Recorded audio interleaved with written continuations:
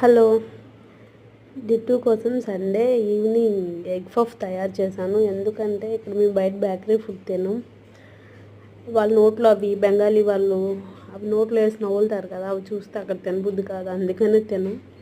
ఏది కావాలని ఇంట్లోనే చేసేసుకుంటాము. అందుకే సండే సాయంత్రంగా దానికోసం చేశాను, ఎగ్ పఫ్ తయారు చేశాను. చూడండి ఎలా. మైదా పిండి పిసికేసి పక్కన పెట్టి, తర్వాత ఆనియన్స్, టమాటా, పచ్చిమిర్చి కొద్దిగా కర్రీలా చేసేసాను. అది అంతలో నానింది కదా మైదా పిండి, దాన్ని ఫోల్డ్ చేసి కరెక్ట్గా 4 పీసులు చేశాను.